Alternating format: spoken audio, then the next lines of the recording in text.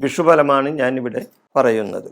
ചിത്തിര നക്ഷത്രം 2024 വിഷുഫലം ചിത്തിര നക്ഷത്രക്കാർക്ക് അത്ര നല്ല സമയമല്ല.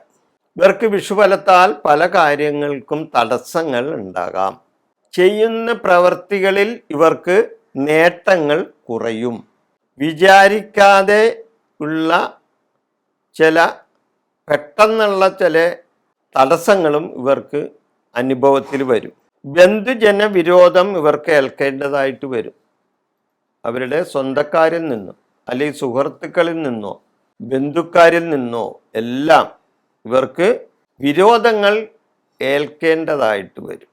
അപമാനങ്ങൾ ഇവർക്കുണ്ടാകും.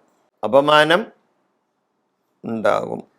മനക്ലേശം ഇവർക്കും വന്ന് സംഭവിക്കും.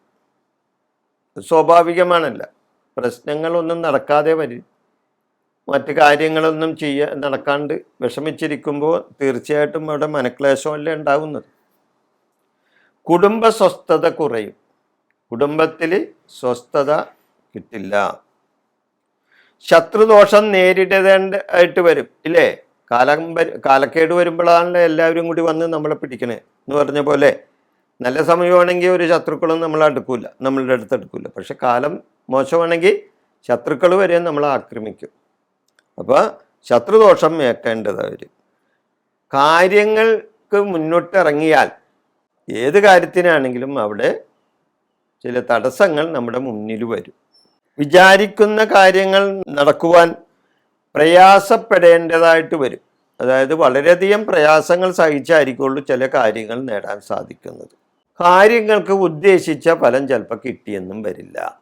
എപ്പോഴും മനക്ലേശത്തിന് ഇടവരാൻ സാധ്യതയുണ്ട്. ഇവരെന്താ ചെയ്യേണ്ടത്? അപ്പോൾ ഇവരെ സംബന്ധിച്ച് ജാതകത്തിൽ വല്ല ഗുണമുണ്ടെങ്കിൽ ഇവർക്ക് ജാതക സംബന്ധമായി നല്ല സമയമാണെങ്കിൽ ഇതിനെ മറികടക്കാൻ സാധിക്കും ഇവർക്ക്.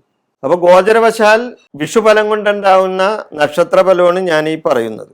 വിഷ്ണുവിനെയും ദേവിയെയും ഭജിക്കുകയും അതേപോലെ തന്നെ വഴിപാടുകൾ നടത്തുകയും ചെയ്താൽ ഇവരുടെ ദോഷാനുഭവങ്ങളിൽ നിന്നും ഇവർക്ക് മുക്തി കിട്ടാൻ സാധ്യതയുണ്ട്.